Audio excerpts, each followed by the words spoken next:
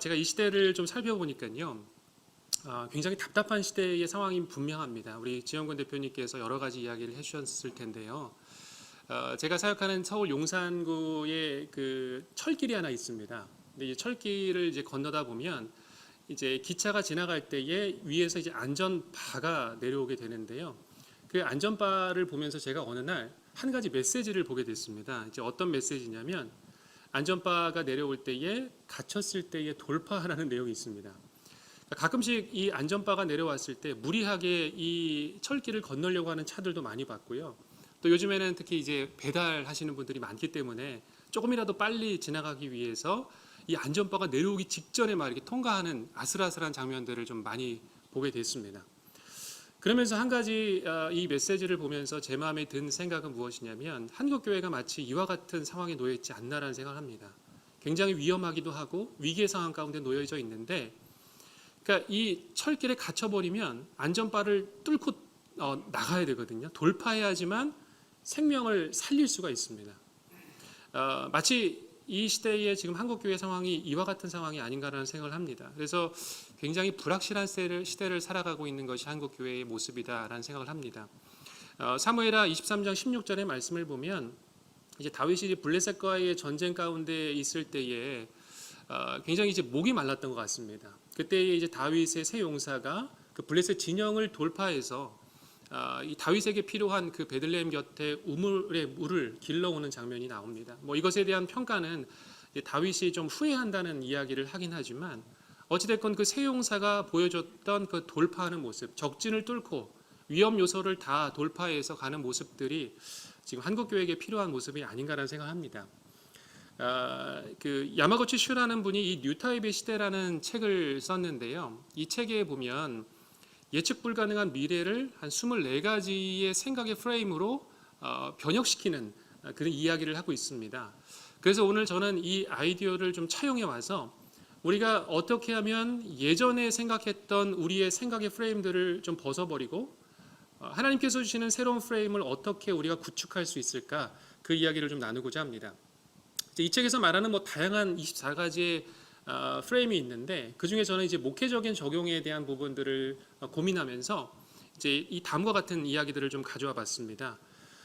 올드 타입의 예전의 교회와 어떤 뭐 회사의 모습이 있는지 교회의 모습들은요, 정답을 찾거나 미래를 예측하거나 성과 지표로 관리하거나 생산성을 높이거나 철저히 계획해서 실행하는 겁니다. 그리고 내가 예전에 해왔던 경험들을 의지하는 모습들이 있습니다. 그러니까 솔직히 말하면 우리가 이 올드 타입의 모습들이 한국 교회가 많이 갖고 있다는 것을 부인하기가 어려웠습니다. 그렇다면 이것을 이제 어떻게 바꿀 것인가?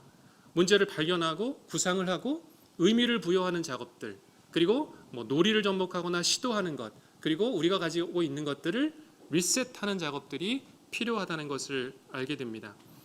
많은 분들이 아시겠지만 이 교회 전문가 에드 스테처 목사님께서 이런 이야기를 하셨죠. 교회가 예전으로 돌아가지 못할 것을 두려워할 것이 아니라 이제 이 코로나 상황 가운데에서 우리가 어떤 변화를 추구해야 될지, 무엇을 하나님 앞에서 다시금 리셋해야 될지를 돌아보는 시대가 됐습니다.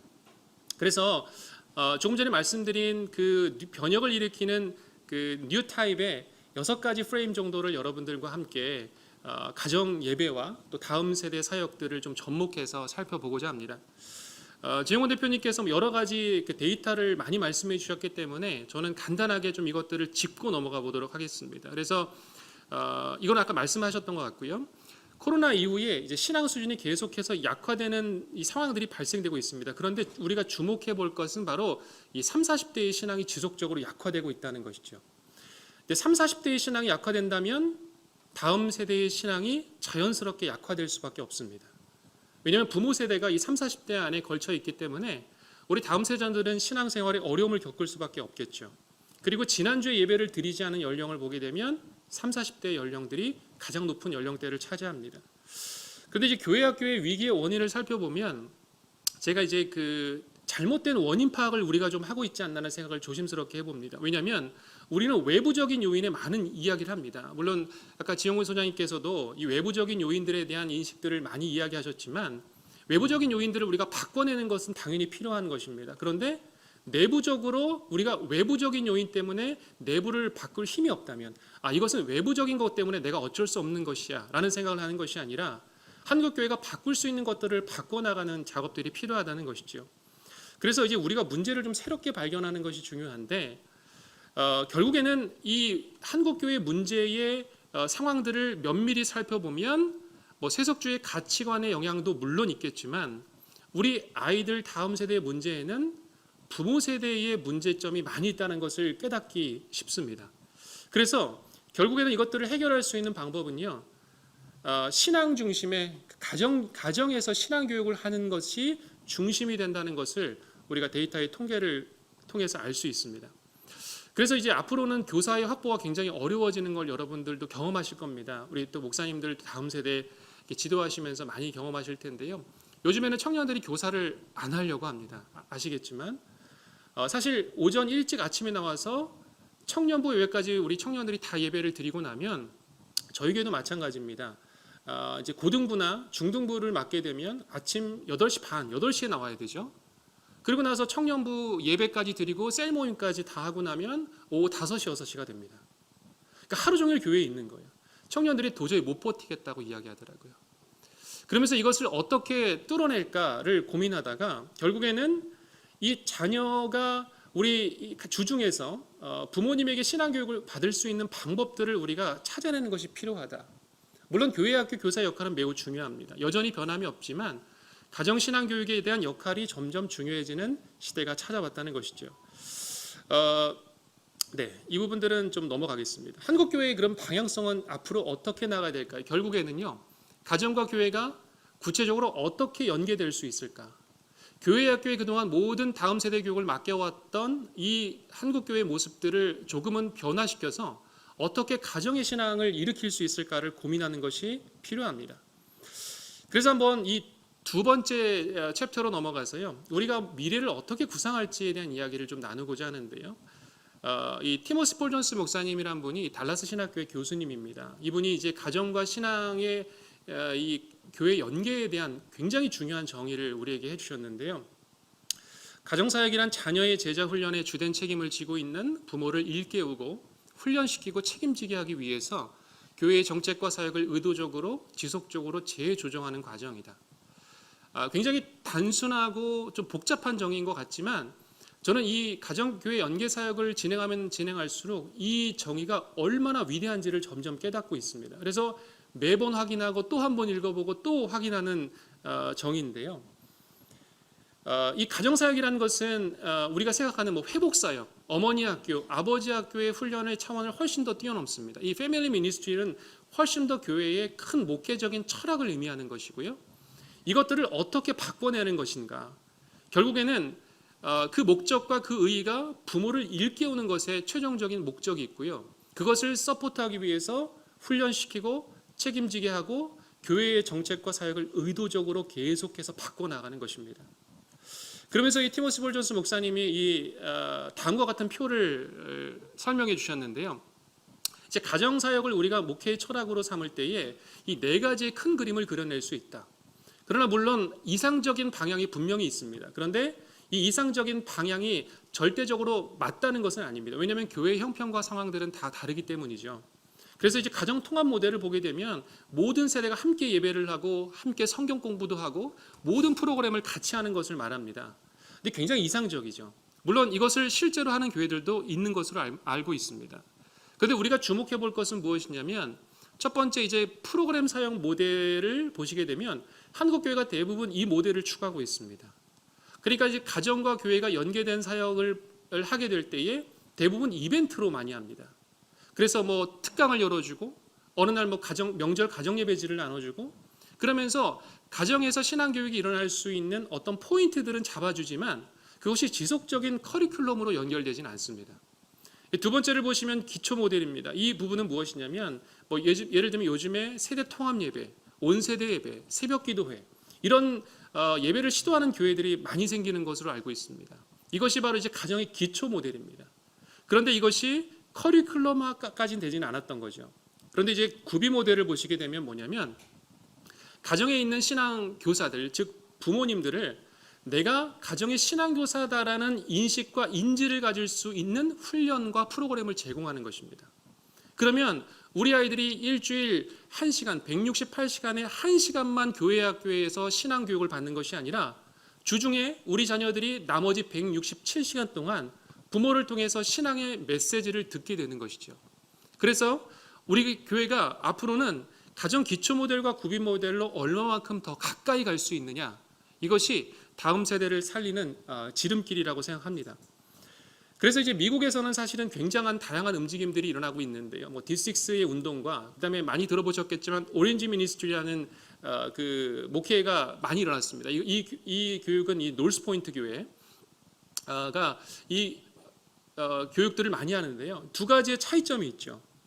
그러니까 이제 가정 기초 사역 모델로서 오렌지 미니스트리는 부모가 훈련할 수 있는, 교육할 수 있는 정말 좋은 자료들을 제공해 줍니다. 그런데 문제점이 무엇이냐면 이 자료가 없으면 부모님들은 어떻게 가르칠지를 모른다는 것이죠.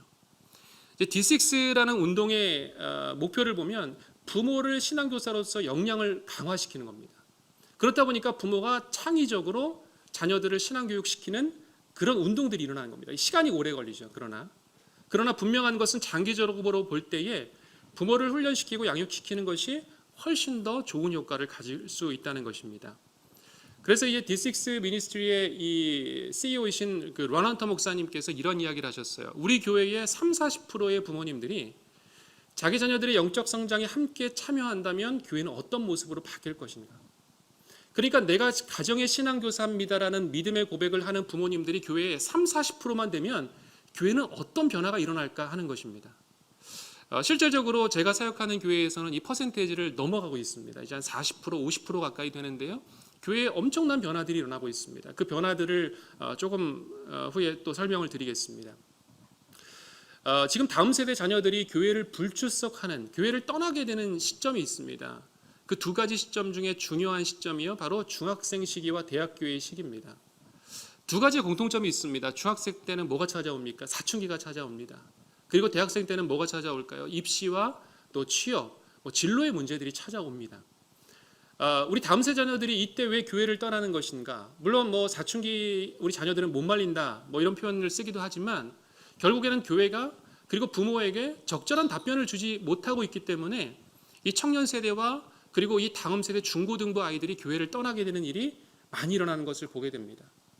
최근에 제가 저희 교회에 다니는 고등부 학생에게 물어봤어요. 너희 반에 혹시 예수님을 믿는 아이가 몇 명이니라고 물어봤습니다. 그랬더니 목사님, 저희 반의 아이들이 25명입니다. 이렇게 이야기하더라고요. 그럼 예수님 믿는 아이는 몇 명이니? 목사님, 저하고 한 명 더 있어요. 이라고 이야기하더라고요. 그러니까 지금 중고등학교에는 예수님 믿는 아이가 나 혼자이거나 반에서 딱 한 명 있는 경우가 대부분입니다. 그러니까 자기의 신앙과 믿음을 지킨다는 것은요, 정말 기적적인 일입니다. 이러한 중고등부의 상황 가운데서 제가 조금 이 통계적으로 어려운 이야기를 좀 드리겠지만, 지금 이제 한국 교회의 예배 회복률을 보게 되면 작년 세대는 73%가 회복됐지만 다음 세대 아이들은 42%가 회복됐다라고 이야기됩니다. 지영호 대표님께서 말씀해 주셨겠지만 굉장한 차이가 있습니다. 그러니까 지금의 위기는요, 물론 작년 세대도 위기지만 다음 세대가 굉장히 심각한 위기의 모습 가운데 놓여져 있죠. 21세 이하의 인구를 감소 추이를 좀 예측해 보면 다음 세대의 인구가 지금 2020년도의 조사입니다. 547만 명입니다. 이제 불과 8년 뒤입니다. 26%가 앞으로 감소할 예정이고요. 교회는 33%, 18년 뒤입니다. 40%와 교회는 60% 가까이 다음 세대가 사라질 것입니다. 참 죄송합니다. 여러분들의 교회를 한번 18년 뒤를 한번 생각해 보십시오. 한국 교회의 우리 다음 세대자들이 60%가 사라진다. 여러분 교회 60% 아이들이 지금 보이지 않는다. 한번 상상해 보십시오. 저는 이 통계를 볼 때마다 사실 눈물이 납니다. 다음 세대 사역을 하는 목회자로서 이 통계를 볼 때마다 너무나 두렵습니다. 우리가 다음 세대를 위해서 변화를 항상 꿈꾸고 변화해야 되지, 해야 되지만 했지만 정말 우리가 무엇을 해왔을까요? 1860년도의 초기 자전거 모델의 이름은 올디너리라는 자전거의 모델입니다. 그런데 이 자전거의 모습을 보면 굉장히 불편한 자전거의 모습을 갖고 있죠. 왜냐하면 앞바퀴를 큰 동력으로 갖고 있어서 뒷바퀴는 따라오는 사역 정도로 따라오는 바퀴로 가지고 있습니다. 그러다 보니까 실제로 이 자전거를 타다가 많은 분들이 부상을 입었다고 그래요. 왜냐하면 오르다가도 부상을 입고 내려오다가도 부상을 입고. 그런데 이 불편한 초기 자전거의 모델과 한국교회가 똑 닮아 있습니다. 어떻게 닮아 있을까요? 작년 사역을 큰 앞바퀴로 갖고 있습니다. 그런데 다음 세대 사역은요, 따라오는 바퀴입니다. 앞선 바퀴만 동력을 갖고 있지 뒷바퀴에는 그냥 따라오는 사역 정도로 여기는 것이죠. 그러다 보니까 사역의 동력이 잘 생기질 않습니다. 다음 세대에 어떠한 힘이 생기질 않는 것이죠. 그런데 교회 학교 역시 동일한 모습을 갖고 있다는 거죠. 교회 학교는 큰 앞바퀴를 갖고 있지만 부모와 가정은요, 작은 바퀴로 따라오는 역할쯤으로 여기고 있습니다. 우리가 이것을 바꿔내는 것은 생각보다 굉장히 간단할 수 있습니다. 두 바퀴의 밸런스를 맞춰주면 되는 것입니다. 어떻게 하면 뒷바퀴의 밸런스를 크게 맞춰서 현대의 양쪽 바퀴처럼 정말 추진력 있는 빠른 자전거의 모습을 가질 수 있을까? 그것은 생각보다 굉장히 간단할 수 있습니다. 부모와 가정의 영역을 어떻게 크게 만들어주냐라는 것이죠. 한국교회 부모님들한테 이런 질문을 던졌습니다. 학원 시간과 교회 시간이 겹칠 때 부모님, 우리 자녀 교회 빠질 수 있겠습니까? 라고 물어봤어요. 그런데 46%가 그렇다라고 대답했습니다. 굉장히 심각한 결과죠. 그런데 이 질문이요, 중직자에게 질문을 던졌을 때 퍼센테이지가 떨어져야 되는 것이 정상인데 어떻게 됐죠? 퍼센테이지가 오히려 올라갑니다. 왜 올라가겠습니까? 중직자가 된다는 것은 자녀의 연령대가 올라가는 것을 말합니다. 그러니까 우리 자녀가 입시를 만나고 취업을 만나니까 우리 부모님들이 우리 자녀의 신앙의 문제 앞에서 속수무책이라는 것이죠. 실제로 한국교회가 중간고사, 기말고사가 되면 우리 아이들이 교회에 얼마나 많이 나타날까요? 우리 아이들이 중간고사, 기말고사에 교회로 오는 것은 거의 기적입니다. 사실 신명기 6장 7절의 말씀 우리 목사님들 잘 아시겠지만 하나님께서는 내 자녀에게 부지런히 가르치라는 이 말씀을 우리에게 가장 중요한 명령으로 주신 것을 우리가 잘 알고 있습니다. 그렇기 때문에 우리가 앞으로는 이제는 교회의 사역과 방향성을 어떻게 잡아야 될지, 그것은 바로 부모를 교육시키고 훈련하는 부분이 굉장히 중요해집니다. 저희 교회에서 하는 사역들을 제가 조금 소개해드려서 대단히 죄송합니다. 그런데 이게 실제적인 이야기들이라 좀 소개를 해드리고 싶은데요.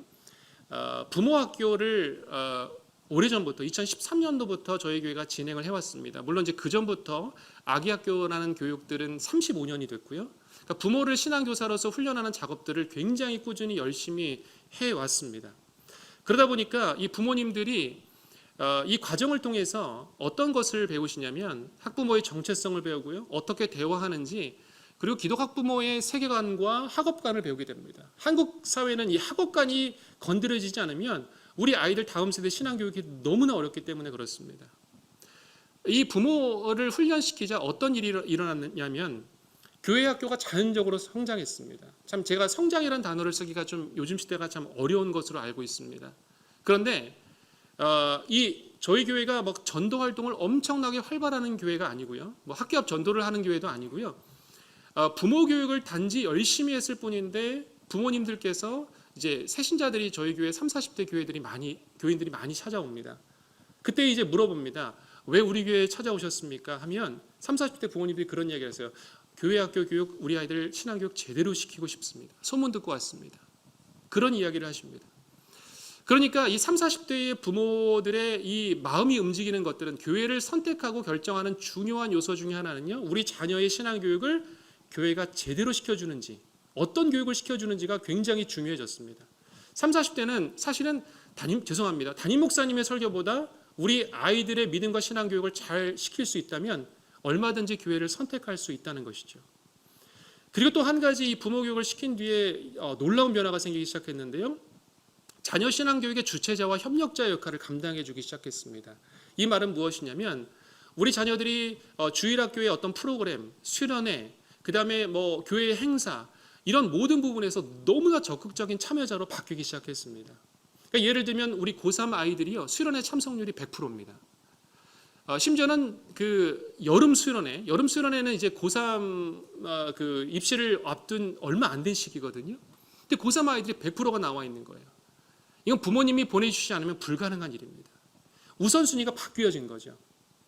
그러면서 이 교회 학교 안에서도 엄청난 변화들이 일어났는데요. 이거는 이제 부모 학교를 훈련하는 장면들을 이렇게 보여드리고 넘어가겠습니다.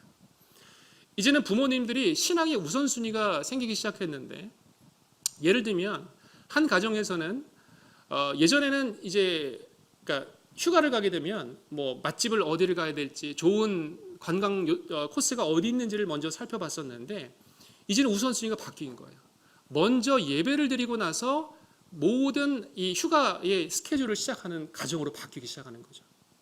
그럼 여러분, 어떤 상황이 일어날까요? 이 아이의 시선과 부모들의 시선과 눈은 어떻게 바뀔까요? 하나님, 이 모든 휴가 기간 동안 하나님께서 좋은 것 보게 해주시고, 우리 자녀에게 하나님 만나주시고, 이런 기도의 상황들로 바뀌게 되는 모습들을 보게 됩니다.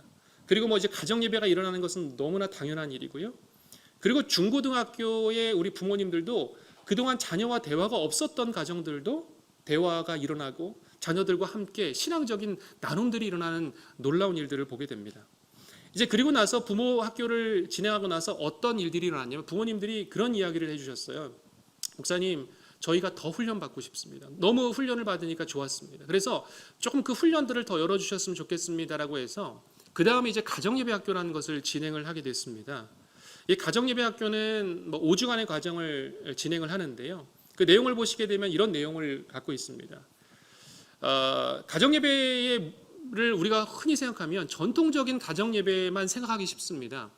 그런데 이 가정예배의 훈련을 통해서 11가지의 가정예배 모델을 제시합니다.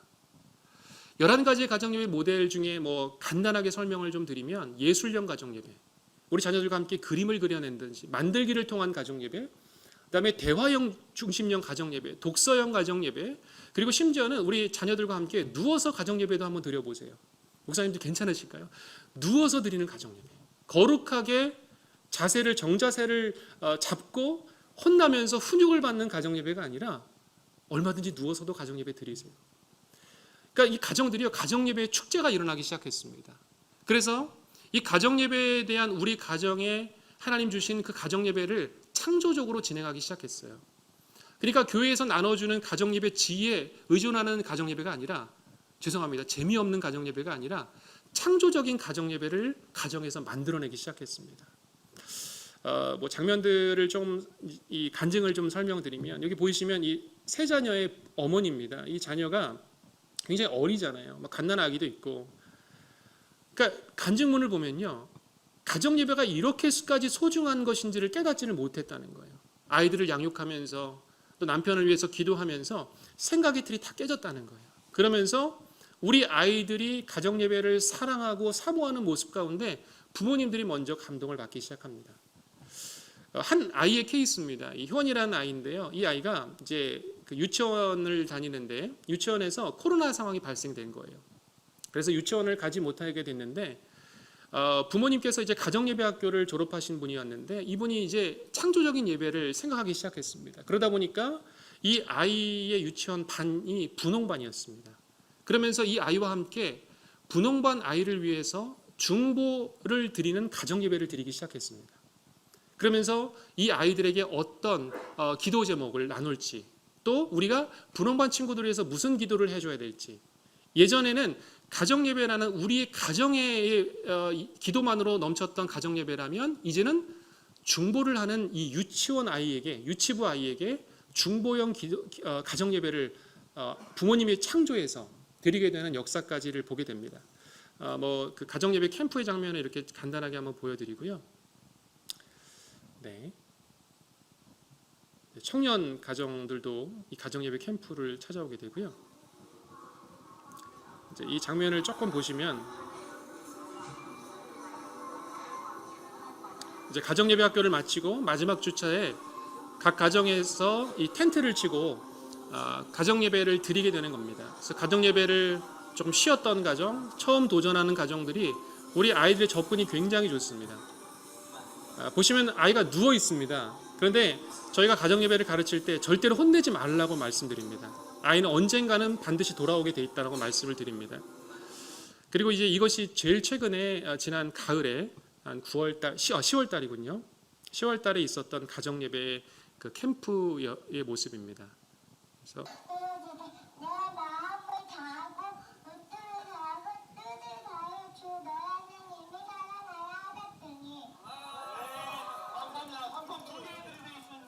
네, 이런 프로그램들을 진행하니까요, 아이들이요 가정 예배에 대한 이미지가 굉장히 좋아집니다. 그러니까 가정 예배가 기다려지고 오히려 부모님에게 엄마 아빠 가정 예배 먼저 드리고 싶어요라고 말하는 이 신앙의 역전 현상이 일어나기 시작합니다.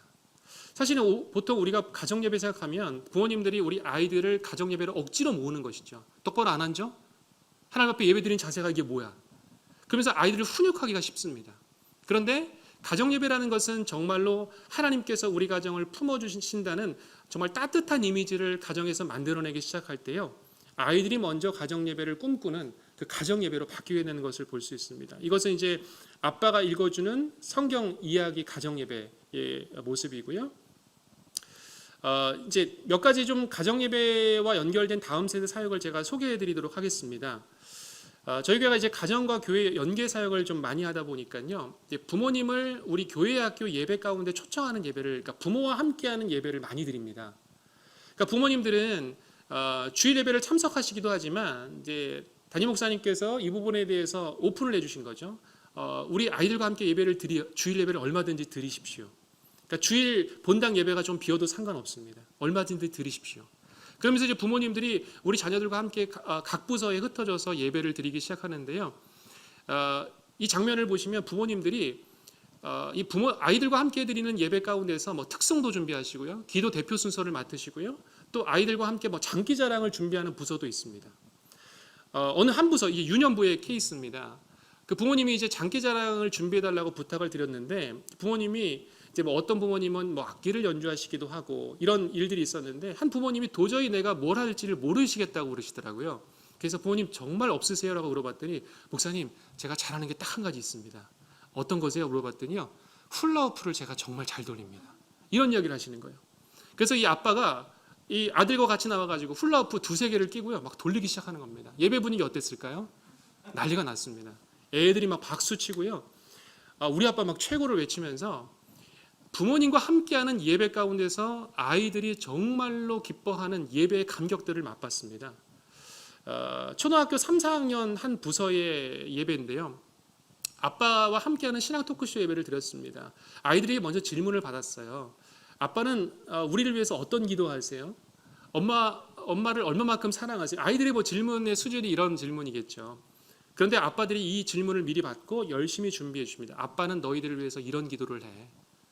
그리고 아빠는 너희들이 이런 비전과 꿈을 가졌으면 좋겠어. 그랬더니 이 예배를 드리고 나서 우리 아이가 무슨 이야기를 했냐면, 전도사님 저 이 예배 평생 못 잊을 것 같아요. 여러분, 우리 다음 세대 입술에 이런 고백을 듣고 싶지 않으십니까? 평생 못 잊겠대요, 이 예배를. 그런데 부모님과 함께 이 예배를 드릴 때마다 아이들의 고백이, 이런 고백들이 넘쳐나는 것을 볼 수 있습니다.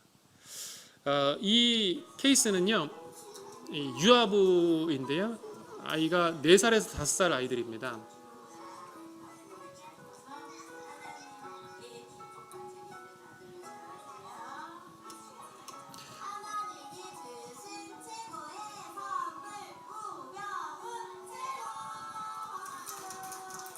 네, 저 아이가 저 요술봉을 받고 나서 얼마나 의기양양했을까요? 얼마나 기뻤을까요? 그러니까 이게 지금 이 상을 보시면 모든 전 아이들의 부모님이 오신 것이 아니라 달마다 그 반별 그 부모 초청 예배를 드리거든요. 근데 여러분, 중요한 포인트가 있습니다. 저기 보시면 엄마가 있죠. 그런데 옆에 아빠들이 다 있을까요, 없을까요? 다 있습니다. 저 아빠들 중에는 예수님 안 믿는 분도 계실까요, 안 계실까요? 계십니다. 이게 굉장히 중요한 포인트입니다. 예수님을 안 믿는 아빠들도요, 요즘에는 우리 아이들의 교육의 문제 앞에 있어서는 부모님 다 오세요. 왜냐하면 이제 학부모 초청, 뭐 유치원에서도 막 초청을 하면은 우리 집사님이 아니라 성도님들이죠. 예비 성도님들도 아빠들도 많이 오시거든요. 그러다 보니까 이 부모님들이 어린 시절부터 교회의 한 걸음 발걸음들을 들이기 시작하면서 나중에 초등학교 한 3학년, 4학년쯤 되면 부모님이 전도하는 일이 굉장히 많이 일어납니다. 왜냐하면 우리 아이들이요, 아빠의 신앙을 위해서, 아빠의 전도를 위해서 너무나 열심히 기도하거든요. 그리고 이제 그 부모 초청 예배를 드릴 때 정말 중요한 것 중에 하나는요, 교역자와 부모님과 담임 선생님과 부장 선생님이 만나는 것입니다. 왜 학교만 학부모 간담회가 있어야 될까요? 우리 영혼을 책임지고 우리 아이의 믿음과 신앙을 책임지시는 선생님이 누구신지를 우리 부모님들이 봐야죠. 그리고 기도 제목을 나누기 시작합니다. 안 믿는 부모님들도 이 안에 섞여 있습니다. 근데 이때에 놀라운 역사들이 많이 일어나요. 서로를 향한 중보자가 되어주고요. 그때부터 교역자, 선생님들에게 정말 적극적인 협력자로 바뀌기 시작합니다. 최근에 이 중등부에서 함께 이 부모 초청 예배를 드렸는데 6월 달입니다. 이제 중학교, 고등학교쯤 되면 우리 아이들이 이제 부모 초청 예배를 많이 드리지 못해요. 1년에 한 번 정도, 2번 정도 드려야 간신히 정도 드리는데, 왜냐하면 중학교 아이들쯤 되면 이제 사춘기가 오다 보니까 항상 이 부모 초청 예배를 드릴 때 아이들이 목사님을 협박해요. 목사님, 저 이번에 부모님 오시면 교회 안 나갈 건데요. 이런 얘기를 많이 해요. 근데 다행인 것은 이 아이들이 어린 시절부터 이 부모 초청 예배를 드려왔기 때문에 예배를 빠지진 않더라고요. 그러면서 이번에 저희가 시도했던 것은 무엇이면 조부모님도 한번 나와보세요 라고 저희가 초청을 했는데요. 조부모님들이 한 30% 정도는 참여했습니다. 그 아이들의 조부모님들까지. 그러면서 이 예배가 정말 풍성한 예배가 됐습니다. 이게 장면들은 이제 보시면 되고요. 부모님들과 선생님이 만나는 이 장면이 저한테는 굉장히 인상 깊었는데, 우리 청년 선생님이세요. 22살입니다. 청년 선생님 주변에 둘러싸인 아줌마들 보이시죠? 제가 아줌마라고 표현해 죄송합니다. 근데 우리 청년 선생님께서 이 아줌마들 부대에 이 엄마들을 만나면서 제가 너무나 걱정스러웠어요. 감당할 수 있을까? 그래서 물어봤어요.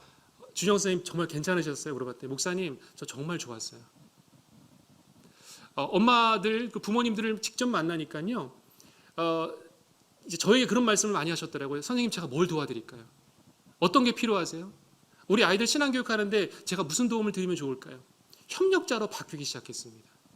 여러분, 청년 선생님들이 가장 힘들어하는 것 중에 하나가 뭔지 아세요? 교사를 하면서 부모님께 드리는 신방 전화입니다.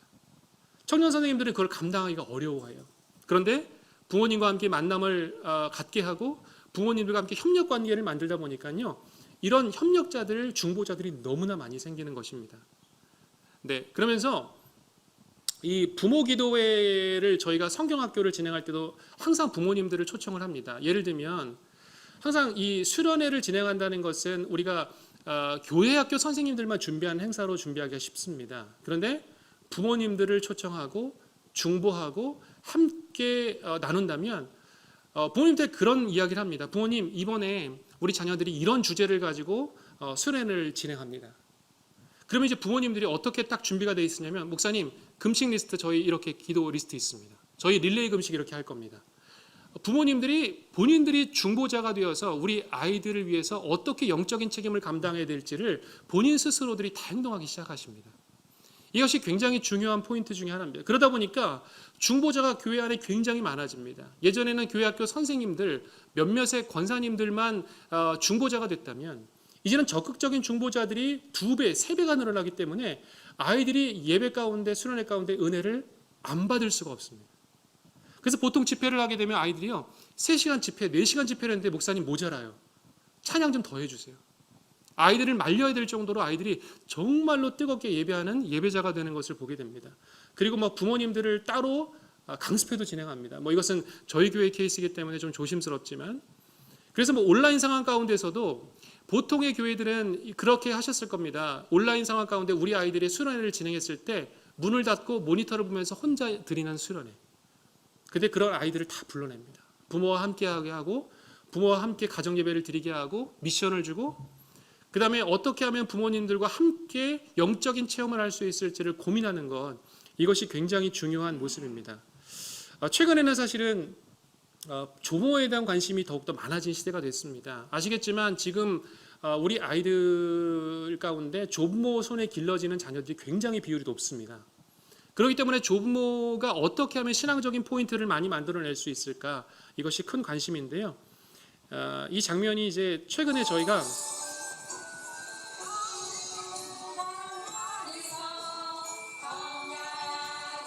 다 보여드리진 못하지만 이 조부모님들이 유아부 성경학교에 오셔서 특송을 해주신 겁니다.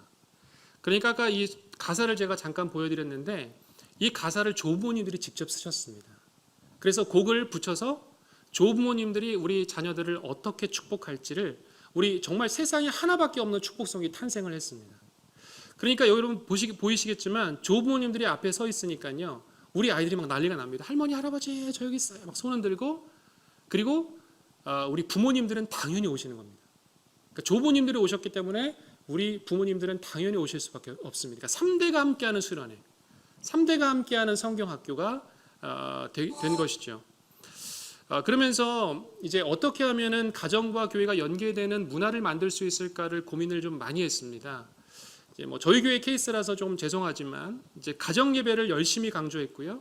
그 다음에 뭐 오후 가정 예배도 열심히 드려라. 그리고 인증 사진을 보내달라. 가정 예배를 그러면서 달력을 만들어 드렸습니다. 이제 가정 예배 달력입니다. 이 달력의 뭐 내용들은 월별 주제가 있고 그 다음에 가정 예배를 드리고 나서 기록을 하게 합니다. 그래서 아이들로 하여금 직접 기록하게 하기도 하고 부모가 기록하기도 합니다. 그런데 이 가정예배 달력을 기록하면서 놀라운 일들이 많이 일어났습니다. 이제 아이가 직접 이 가정예배를 기록하면서 무슨 일이 일어나냐면 이 가정예배 달력에 빈칸이 생기는 것을 아이들이 못 견디는 거예요. 엄마, 아빠, 우리 가정예배 드려야 되죠. 그러면서 아이들이 먼저 가정예배를 계속해서 부모님들에게 드리자고 말하는 이런 일들이 교회 안에 넘치기 시작했습니다. 그러면서 이제 믿음의 가정들을 세워드리기 시작했고 이 가정 예배를 잘 드린 가정들에게 이제 교회의 명예의 전당, 그러니까 믿음의 가정의 명예의 전당을 만들어 드렸습니다. 그러면서 이 명예의 전당을 통해서 지속적으로 3년, 4년 이제 저희가 이제 5년 차가 됩니다. 5년 차가 되는 그 믿음의 가정들이 계속 세워지게 됩니다. 뭐 5번을 다 참여하신 가정도 있고요. 새롭게 도전하시는 가정들도 있습니다. 이러면서 교회 안에서 계속해서 가정예배의 문화가 일어나는 것을 보게 됩니다. 그리고 또 한 가지는 이제 가정예배의 명절 가정예배를 굉장히 중요한 시즌으로 좀 삼았습니다. 왜냐하면 이 명절 가정예배는 믿지 않는 가족들을 전도하기에 절호의 기회이기 때문에 그렇습니다. 그러면서 먼저는 이 가정예배를 굉장히 좀 공을 들여서 만들었습니다. 보통 저희 교회도 마찬가지였지만 가정예배 명절 가정예배를 준비할 때 일주일 전이나 2주일 전에 그러니까 예배를 담당하는 목사님께서 부목사님께서 그냥 가정예배지를 만들었습니다. 그런데 이것을 어떻게 하면 교육부와 좀 연결할 수 있을까를 고민하면서 가정예배지를 굉장히 이쁘게 만들 뿐만 아니라 가정예배의 교육을 시작했습니다. 그러니까 주일학교 공과 시간에 명절 시즌이 되면 아이들에게 공과를 가르친 거죠. 가정예배를. 그럼 우리 아이들이 이 공과를 가정예배를 배우다 보니까요. 놀라운 현상이 일어나기 시작했는데 명절 시즌이 되면 가정예배를 누가 인도하게 됐을까요? 아이들이 인도하기 시작했습니다. 할아버지 할머니 모이세요. 제가 이번에 교회에서 가정예배 인도하는 법 배웠거든요. 엄마 아빠 모여주세요. 제가 가정예배 인도할 거예요. 이런 아이 주도형 가정예배가 일어나기 시작했습니다.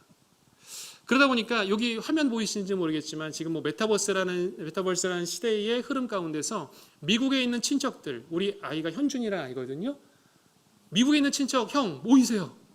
제가 가정예배 인도할 거예요. 온라인으로 미국에 있는 가족들과 연결을 해서 직접적으로 가정예배를 아이가 주도해서 드리기 시작했고요. 이 아이가 무슨 간증문을 썼냐면 이렇게 썼습니다. 가정예배는 언제나 재밌다. 날마다 가정예배를 드리고 싶다. 아이의 입술 가운데 이런 고백들이 흘러나오기 시작했습니다. 그리고 또 한 아이, 오랫동안 기억 남을 가정예배였다. 그러니까 눈물이 있는 가정예배, 믿지 않는 친척들도 함께하는 가정예배. 이 가정예배가 아이들 주도가 되면서 일어난 놀라운 일들인 것을 보게 됩니다. 제가 이제 다양한 이야기를 드렸는데요. 좀 시간에 쫓기다 보니까 말이 빨라진 건 죄송합니다. 이제 변혁을 일으키는 그 뉴타입의 네 번째 챕터를 좀 보게 원하는데요. 이 네 번째는 이 가정 예배를 계속해서 강조하다 보니까 한 가지 좀 변화의 시점이 필요하다는 생각을 하게 됐습니다. 그 중 하나가 바로 조부모와 함께하는 가정 예배를 만들어드리면 어떨까라는 생각을 하게 됐죠. 그러면서 저희 교회 안에 있는 조부모님들을 대상으로 설문조사를 시작했습니다. 자체 설문조사인데요. 제가 이 설문조사를 하면서 놀라웠던 것은 무엇이냐면 우리 조부모 세대들이 굉장히 손자녀의 신앙교육에 정말 지대한 관심을 갖고 있다는 것을 발견했습니다. 그러니까 이 부모가 이 자녀 신앙에 우선적인 책임을 갖고 있다는 것은 인지하고 있었지만 이 다음 부분인데요.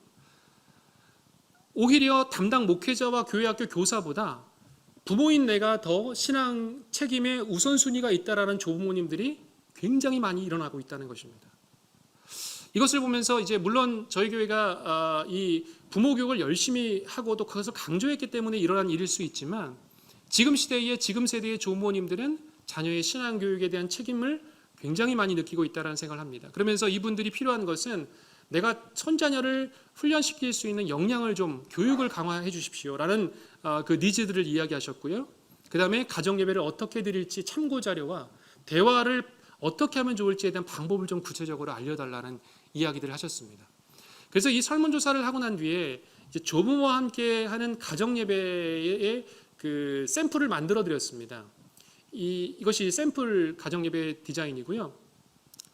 이 예배제의 순서를 보시면 사실 별거 아닐 수 있지만 아이들이 모든 것이 다 기록되어 있는, 그러니까 아무 손도 되지 않는 가정예배 순서지가 아니라 직접 기록하게 하고 준비하게 하는 가정예배로 컨셉을 만들기 시작했습니다. 그러면서 굉장히 중요한 한마디인데요. 손자녀와 함께 드리는 가정예배 이렇게 준비해 보세요.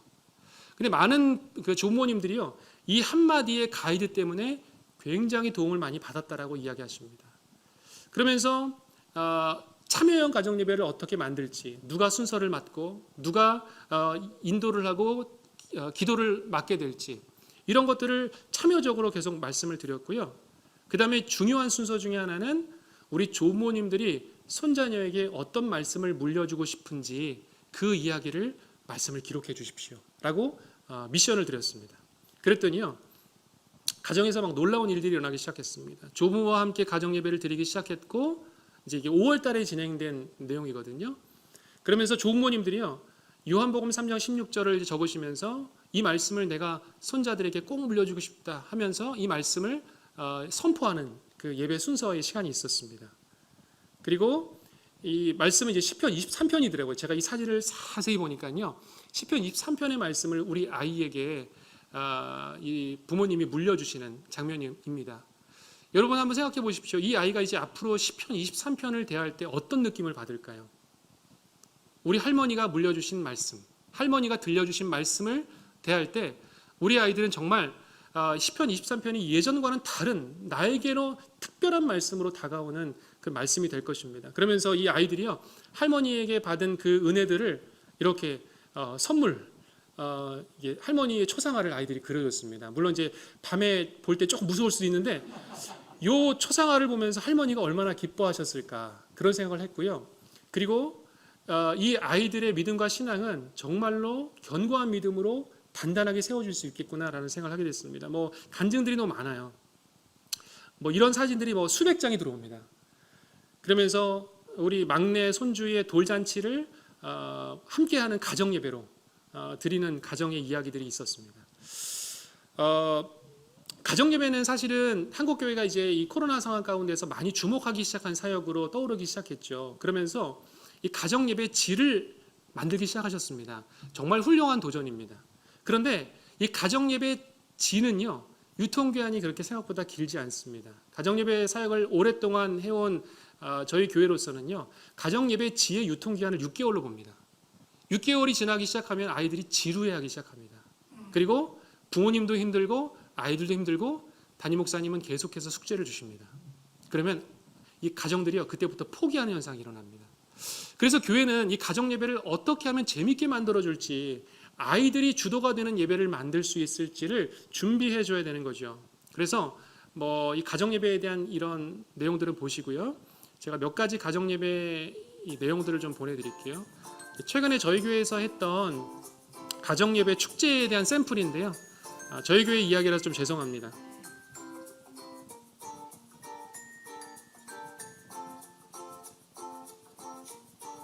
먼저 가정 예배 서약서를 쓰게 했습니다. 그래서 잘 드리고 있던 가정들 뿐만 아니라 다시 도전하는 가정들에게도 가정 예배에 대한 서약을 하게 됐고요. 가정 예배 테이블보를 만들었습니다. 그래서 가정 예배를 시작할 때에 테이블보를 펼 수 있도록 했고요. 또 가정 예배 카드, 우리 아이들이 요즘 카드 게임 굉장히 좋아하거든요. 그래서 가정 예배를 직접 아이들이 디자인할 수 있는 카드로 예배를 드릴 수 있도록 했고요. 가정 예배 보드판을 만들었습니다. 그래서 이 보드판을 통해서 아이들이 직접 가정 예배를 드릴 때마다 사인을 하고요. 아까 말씀드린 이 조부모와 함께하는 가정 예배를 함께 드리십시오라고 이야기했습니다. 네, 만 원이라는 이야기가 나와서 죄송합니다. 가정예배 보드판의 디자인, 제가 말씀드린 이런 디자인들은요 얼마든지 제가 제공해 드릴 수 있습니다. 저희 교회가 이제 깨달은 것 중에 하나는 이런 디자인과 가정예배에 대한 부분들을 제작할 때 저희 교회 이름을 하나도 넣지 않고 있습니다. 그래서 한국 교회가 필요하시다면 더 디자인이나 뭐 출력이나 인쇄 정말 편하게 하실 수 있도록 제가 안내를 해드리고 있고요. 아까도 보여드린 이 가정예배 보드판의 내용은 이렇습니다. 뭐 사랑카드, 축복카드, 찬양카드, 그다음에 말씀카드, 아이들이 직접 카드를 본인들이 뽑아가지고요 가정예배를 디자인하니까요 어떤 일이 일어났냐면 엄마, 아빠 오늘도 가정예배 드려야 되죠. 그래서 아이들이 엄마, 아빠에게 매일 가정예배를 드리자고 하는 일들이 일어났습니다. 가정예배 볼을 아이들이 펼칠 때마다 부모님들이 좀 두렵다라는 얘기를 하실 정도로 가정예배를 정말 매일 드리는 가정들이 많아졌고요. 이 샘플들을 좀 보여드립니다. 한 아이의 간증이 굉장히 제 인상이 많이 남는데요. 이 아이가 이제 가정예배 이 볼을 이렇게 펴기 시작하는 거예요. 그럴 때 엄마의 마음 가운데는 오늘 얘가 또 가정예배 드리자고 하나 보다. 그래서 조금은 이제 부담스러운 마음이 없지 않아 있었다고 합니다. 그런데 이 아이가 이런 이야기를 했다고 합니다. 엄마, 이 보자기가 천국 보자기 같아. 이런 이야기를 하는 거예요. 그랬더니 이 엄마가 이 이야기를 들으면서 이것이 마치 하나님의 메시지처럼 들렸다고 그래요. 이 아이의 입술 가운데서 하나님께서 우리 가정에 이 작은 천국을 허락해 주시는 것처럼 아이들이 주도가 된 천국 보자기를 펼 때에 가정에 찬양이 있고 말씀이 있고 사랑의 고백이 있는 예배가 되었다고 이야기를 듣게 됐습니다. 그렇다면 이제 마지막 좀 마무리로 넘어가 보도록 하겠습니다. 우리가 어떻게 리셋을 해야 될까요? 이제 제가 최근에 4월 달이죠. 이제 좀 벌써 시간이 꽤 지났네요. 미국에 있는 D6 컨퍼런스를 다녀왔습니다. 이 플로리다에서 열린 컨퍼런스인데요. 이제 미국 교회가 지금 어떤 것을 주목하고 있을까가 저에게는 굉장히 주목해 볼 부분이었는데요. 네. 한 부스입니다. 이제 미국은 굉장히 자료를 잘 만들더라고요. 가정 신앙 교육에 있어서는 정말 자료는 타의 추종을 불허합니다. 그러면서 이 한 아이가 한 부스를 맡은 것을 보면서 제가 굉장히 감동을 받았는데요. 여기 보시면 이 사람들이 올 때마다 아이들이 이 자료들을 설명해 주는 장면인데요. 미국 교회가 이제 코로나 상황 가운데서 주목하고 열심히 하고 있는 사역 중에 하나는 자녀와 어떤 대화로 신앙적인 나눔을 가질 수 있을까를 굉장히 주목하고 있고요. 또 아까 말씀드린 것처럼 조부모가 어떻게 자녀의 신앙 교육에 적극적으로 참여할 수 있을지를 굉장히 주목하고 있습니다. 그러면서 심지어는 조부모님들께서 어떻게 아이들에게 이 스크린 교육, 스크린 퀴즈에 대해서 미디어 교육을 어떻게 시켜야 될지에 대한 정말 상세한 자료까지 정말 다양한 자료들이 많이 나와 있더라고요. 그러면서 제가 한 가지 자료를 보면서 굉장히 도전을 많이 받았는데 이 자료가 무엇이냐면 페런트 체크업이라고 해서 부모가 스스로 본인 점수를 매기는 겁니다. 내가 신앙의 부모로서 지금 우리 자녀들에게 어떤 신앙의 모습을 갖고 있는지 그 질문표를 이렇게 체크업 리스트를 만들고 체크하는 것입니다. 뭐 내용은 이렇습니다. 무엇이 사실입니까? 관계에 대한 부분, 어머니에 향한 배우자에 대한 애정도, 그리고 무엇이 사실입니까? 물어봤을 때 부모님과의 나의 관계는 이런 대화의 수준입니다. 그리고 뭐 이런 내용들이죠. 하나님을 얼마만큼 사랑하시는지. 그러니까 자녀의 입장에서 부모를 평가하는 거예요. 그래서 부모님은 예수님과 얼마만큼 교제하는 것 같습니까? 스스로를 평가하게 되고 나의 아버지는 이것을 가장 사랑하는 것 같다. 그나마 이제 3번이면 괜찮은데 다른 것이 나올 때 좀 곤란해지겠죠. 나의 아버지와 사는 것은 예수님을 더 많이 알 수 있도록 만드느냐 아니면 오히려 믿는 것을 방해하느냐. 그러니까 부모님 스스로 이 질문을 던지는 거예요. 그러면서 내가 가정에서 신앙교육을 어떻게 하고 있는지를 스스로 돌아보게 만들어줍니다. 그러면서 이제 조부모들이 자녀와 어떻게 신앙적인 대화를 할 수 있을까? 이 카드예요. 이 카드를 이렇게 주제를 넘기면서 오늘은 이 주제를 가지고 내 자녀와 신앙적인 대화를 나눠야 되지. 뭐 예를 들면 이제 미국은 헐리데이가 되게 중요하니까 뭐 성탄절이나 어떤 중요한 절기가 됐을 때 자녀와 어떤 대화를 나누는 것이 필요한가? 어떤 주제가 좋을까? 이것이 가이드가 다 되어 있더라고요. 그러면서 참 많은 도움을 받았습니다. 그러면서 이제 앞으로 이제 저희 교회에 제가 사역하고 있는 교회가 무엇을 해야 될까 이 목적과 리스타트, 그러니까 리셋이 어떻게 돼야 할지에 대한 목적이 분명해지는 것을 발견했습니다. 그러면서 앞으로 조부모와 관련된 대화의 주제를 교회에서 가이드해 줘야 되겠구나. 그리고 조부모님들이 어떤 기도를 해야 될지 가이드를 해드려야 되겠구나. 조부모와 함께하는 예배, 그리고 조부모 영향력을 확대하는 목회의 방향성을 삼는 것이 중요하겠다라는 생각을 하게 됐습니다. 제가 이제 저희 교회 사역들을 많이 이야기해 드려서 굉장히 죄송합니다. 아마 질문도 하실 텐데요. 한 교회의 사역이라고 생각지 않으셨으면 좋겠어요. 저희 교회도 굉장히 지금도 헤매고 있고요. 지금도 시도했다가 실패하는 것들이 굉장히 많이 있습니다. 그러나 제가 다양한 이야기들을 여러분들께 펼쳐드린 것은 이 중에 한 가지라도 우리 교회에 맞는 목회적인 방향과 맞는 것이 있다면 그것을 시도하시면 좋겠다라는 생각을 해서 다양한 이야기를 드렸습니다. 한 가지 보너스를 좀 드리고자 합니다. 이 보너스는요. 혹시 그 드라마 바이블이라는 그 어플리케이션을 알고 계신지 모르겠어요. 그 성우들과 그리고 어떤 배우들이 나와서 차인표 씨가 예수님 그 나레이션을 맡으셔가지고 그 연기하면서 듣는 그 드라마 바이블 성경 잘 알고 계실 겁니다. 이 GMN 재단에서 최근에 이 가정 예배를 만들기 시작했습니다. 성경 통독형 가정 예배. 그래서 매일 한 장의 성경을 읽어 나가면서 일주일에 한 번 가정 예배를 드릴 수 있도록 가이드를 해주고 있고요. 저도 이 집필진에 참여를 했습니다. 그러면서 말씀 해설뿐만 아니라 전 세대가 참여할 수 있는 미취학부터 청소년, 사실 성인까지 있습니다. 성인 그 부부까지도 이렇게 포함이 되어 있고요. 그래서 여기 보시면 QR코드를 찍으면 오늘 읽어야 될 말씀, 그리고 매일매일 읽어야 되는 성경 말씀들의 가이드가 있습니다. 그래서 이것이 카톡 채널로 다 배달이 됩니다. 그래서 이 카톡 채널을 통해서 보시면 PDF로 이게 오게 되는데, PDF에 저기 주소만 치면은 그 주소에 오늘 읽을 성경, 아이들과 함께 읽을 성경이 애니메이션과 함께 떠오르게 됩니다. 그러면서 목회자가 할 일은 이 카톡을 GMN 재단으로부터 받으면 전달만 해주시면 됩니다. 그리고 잘 드릴 수 있는지 체크만 해주시면 됩니다. 그것이 교육자의 역할이 될 겁니다. 그래서 주중에 할 수 있는 활동까지 제공하고 있는데요.